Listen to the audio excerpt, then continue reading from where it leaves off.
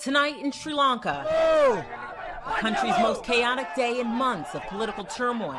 Thousands of protesters occupied his private residence over the weekend, vowing to stay until he leaves office.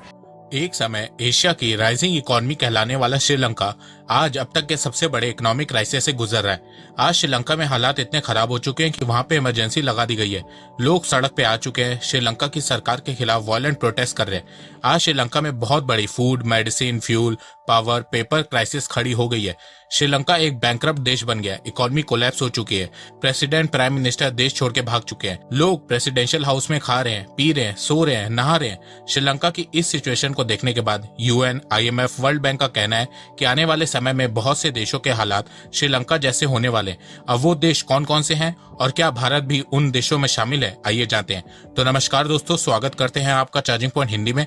दोस्तों, आज के इस video में हम जानेंगे कि आने वाले समय में श्रीलंका की तरह कितने देशों की इकोनॉमी कोलैप्स होने वाली है। तो जुड़े रहिए आप इस वीडियो के साथ। श्रीलंका की इकोनॉमी कोलैप्स होने के पीछे दो बड़े कारण है। पहला है श्रीलंका के पॉलिटिशियन, जिन्होंने दबा के करप्शन की, इलेक्शन जीतने के लिए फ्रीबीज बांटी, जिससे श्रीलंका का रेवेन्यू खत्म हो गया। उसके बाद देश चलाने के लिए श्रीलंका की गवर्नमेंट ने खूब सारा कर्ज लेना शुरू किया। श्रीलंका आईएमएफ से 16 बार फाइनेंशियल असिस्टेंस ले चुका है। इसके अलावा श्रीलंका ने चाइना से भी कर्ज ले रखा है। श्रीलंका पे चाइना का $8 बिलियन से ज्यादा का कर्ज है। श्रीलंका के फॉरेन डेट का 10% अकेले चाइना ओन करता है। श्रीलंका को डेट क्राइसिस में पहुंचाने में जितना वहां की राजपक्षा गवर्नमेंट जिम्मेदार है, उतना ही चाइना भी जिम्मेदार है। चाइना की डेट ट्रैप में श्रीलंका इस तरह फंस गया कि उसके चलते श्रीलंका में इकोनॉमिक क्राइसिस देखने को मिल रही है। और अब चाइना श्रीलंका की मदद भी नहीं कर रहा है, उल्टा श्रीलंका को ही ब्लेम कर रहा है। दूसरा कारण कोविड-19 और रशिया यूक्रेन कॉन्फ्लिक्ट है। कोविड-19 के चलते पिछले 3 सालों में श्रीलंका में टूरिज्म खत्म हो गया, जो उसकी इकोनॉमी का मेजर पार्ट है। इसके अलावा रशिया यूक्रेन कॉन्फ्लिक्ट के चलते ग्लोबल इन्फ्लेशन देखने को मिली है, जिसके चलते श्रीलंका में फूड की प्राइस बढ़ गई है, एनर्जी की प्राइस बढ़ गई है, इन्फ्लेशन 55% से ऊपर हो गई है, जिसके चलते श्रीलंका की इकोनॉमी कोलैप्स हो गई है। श्रीलंका की इकोनॉमी कोलैप्स होने के बाद यूनाइटेड नेशन ने कहा है कि अभी तो ये सिर्फ शुरुआत है। जिस तरह ग्लोबल इन्फ्लेशन बढ़ रही है, क्रूड ऑयल की प्राइस बढ़ रही है, वीट की प्राइस बढ़ रही है, इसके चलते 107 देशों की इकोनॉमी इफेक्ट हुई है। पर 107 देशों में से 69 देशों की इकोनॉमी बहुत बुरी तरह से इफेक्ट हुई है, जिसमें से 25 कंट्रीज अफ्रीका की हैं, 25 कंट्रीज एशिया पैसिफिक की हैं और 19 कंट्रीज लैटिन अमेरिका की हैं। देखो, ऐसी सिचुएशन पहले भी आ चुकी है। 1980s में 2 बार जब क्रूड ऑयल की प्राइस बढ़ी थी, तब बहुत सी लैटिन अमेरिकन कंट्रीज की इकोनॉमी डेट के चलते कोलैप्स हो गई थी। उस समय इन देशों ने अच्छा खासा कर्ज ले रखा था और देश का बजट का अच्छा खासा हिस्सा डेट सर्विसिंग में चला जाता था। पर जैसे ही क्रूड ऑयल की प्राइस बढ़ी, इन देशों में इन्फ्लेशन तेजी से बढ़ने लगी। फिर ये देश अपना कर्ज नहीं चुका पा रहे थे, जिसके चलते 1980s में देखा गया कि एक एक करके देश कोलैप्स होने लगे। Mexico, Brazil, Chile, Argentina, Colombia, Venezuela, Peru, इन सभी देशों की इकोनॉमी कोलैप्स होने लगी।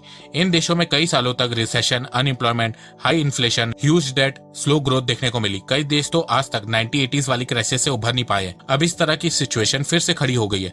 वर्ल्ड बैंक ने कहा है कि दुनिया भर में बहुत से देश डेट क्राइसिस से गुजर रहे हैं। वर्ल्ड बैंक ने 70 लो और मिडिल इनकम कंट्रीज के बारे में बताया है, जिनको आने वाले समय में डेट रिपेमेंट करने में प्रॉब्लम आने वाली है, जिसके चलते इनकी इकोनॉमी कोलैप्स हो सकती है। वर्ल्ड बैंक का कहना है कि अभी जो समय चल रहा है, ये 21st सेंचुरी का लार्जेस्ट डेट क्राइसिस होने वाला है। अब इस लिस्ट में कौन कौन से देश हैं, आइए जानते हैं। पाकिस्तान की इकोनॉमिक सिचुएशन इस समय बिल्कुल श्रीलंका के जैसे चल रही है। पाकिस्तान के ऊपर भी कर्ज है, उसके यहाँ भी पावर कट्स देखने को मिल रहे हैं, इन्फ्लेशन ऑल टाइम हाई है, फॉरेन रिजर्व कम होते जा रहे हैं और पाकिस्तान भी श्रीलंका की तरह चाइनीज डेट ट्रैप में फंस चुका है। इसके अलावा पाकिस्तान का इंपोर्ट बिल बढ़ता जा रहा है। पाकिस्तान ने बहुत से प्रोडक्ट जैसे कि स्मार्टफोन के इंपोर्ट पे बैन लगा दिया है।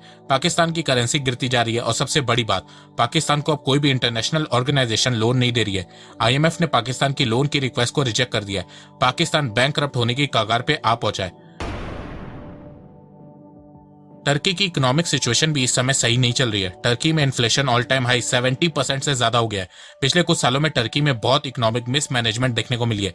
इसके अलावा जब से टर्की FATF की ग्रे लिस्ट में गया है, तब से टर्की की इकोनॉमिक सिचुएशन खराब होती जा रही है। इसके अलावा टर्की का कर्ज बढ़ रहा है, करेंसी गिर रही है, ज्यादा फ्रीबीज देने के चलते टर्की के गवर्नमेंट फाइनेंस वीक हो गए हैं।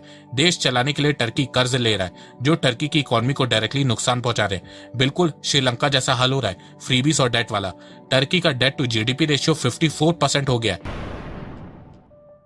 नेपाल की भी इकोनॉमिक सिचुएशन इस समय ठीक नहीं चल रही है। नेपाल का फॉरेन रिजर्व मार्च से जुलाई के बीच 18% गिर गया है।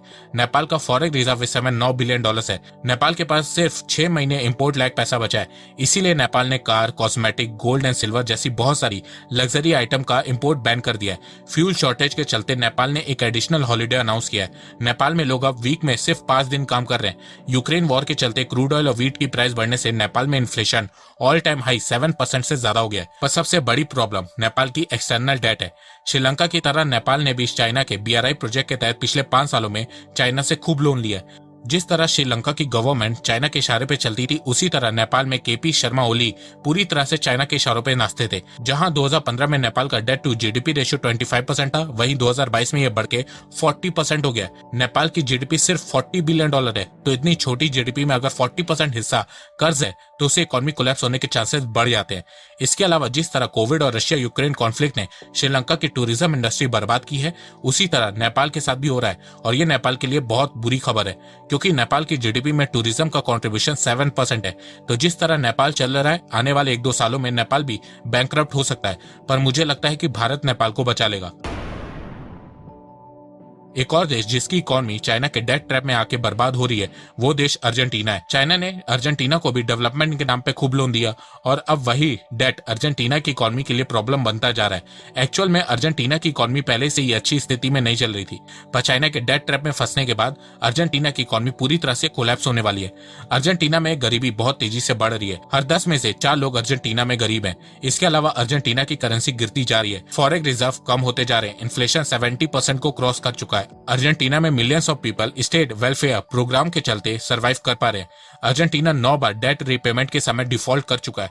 अर्जेंटीना के पास रेवेन्यू के सोर्सेस कम होते जा रहे हैं। अपनी इकोनॉमी को बचाने के लिए अर्जेंटीना IMF के साथ $44 बिलियन के डेट रिस्ट्रक्चर की बात कर रहा है। अर्जेंटीना के अलावा Egypt, Tunisia, Lebanon, Peru, El Salvador, Ghana, Kenya, South Africa, Ethiopia, Bahrain, Namibia, Brazil, Nigeria, Mexico, इन सभी देशों की इकोनॉमी कोलैप्स होने के कगार पे पहुंच चुकी है। 2022 में अब तक Sri Lanka, Afghanistan, Venezuela, Syria, Libya, Yemen, Sudan और यूक्रेन बर्बाद हो चुके हैं। अब आप लोग सोच रहे होंगे कि फ्यूचर में रशिया का क्या होगा। तो देखो, रशिया के पास क्रूड ऑयल और नेचुरल गैस है, जिसके दम पे रशिया की इकोनॉमी को कुछ ज्यादा नुकसान नहीं होगा। इसके अलावा रशिया के ऊपर इतना कर्ज भी नहीं है जिसके चलते वो बैंकरप्ट हो जाए। इसके अलावा रशिया के पास भारत और चाइना है, जिसके साथ वो ट्रेड करता रहेगा। जब से रशिया यूक्रेन कॉन्फ्लिक्ट स्टार्ट हुई है, तब से 100 दिनों के अंदर रशिया ने $100 बिलियन का क्रूड ऑयल और नेचुरल गैस बेच के पैसा कमा लिया है। ब्लूमबर्ग ने अपनी रिपोर्ट में बताया कि सैंक्शंस के बावजूद 2022 के एंड तक रशिया $321 बिलियन कमा लेगा। इसके अलावा यूरोपियन यूनियन के डिप्लोमेट ने बताया है कि यूक्रेन के साथ कॉन्फ्लिक्ट के समय रशिया पर डे $1.5 बिलियन कमा रहा है। तो आने वाले समय में रशिया की इकोनॉमी को ज्यादा कुछ नुकसान नहीं होने वाला है। रशियन करेंसी रूबेल वर्ल्ड की बेस्ट परफॉर्मिंग करेंसी बन गई है। भारत की बात करें तो ग्लोबल इंस्टीट्यूशन के अनुसार भारत की अर्थव्यवस्था पे कर्ज का बुरा इंपैक्ट नहीं पड़ेगा और फ्यूचर में भारत की स्थिति पाकिस्तान, श्रीलंका जैसी नहीं होगी। भारत का फॉरेक्स रिजर्व भी $600 बिलियन के अराउंड है। इसके अलावा भारत में इन्फ्लेशन भी कम हो रही है, तो भारत की इकोनॉमिक सिचुएशन बहुत स्ट्रांग है। बार्कलेस कैपिटल की माने तो भारत के पास इतना फॉरेक्स रिजर्व है कि वो अगले 12 महीने तक इंपोर्ट कर सकता है। इसके अलावा इकोनॉमिक सर्वे 2022 में बताया गया कि भारत का पब्लिक डेट भी स्टेबल है और उसका इंटरेस्ट रेट का रिस्क भी लो है, तो भारत का डेट बहुत स्टेबल पोजीशन में। तो दोस्तों, मुझे लगता है कि अब आपको सब समझ में आ गया होगा।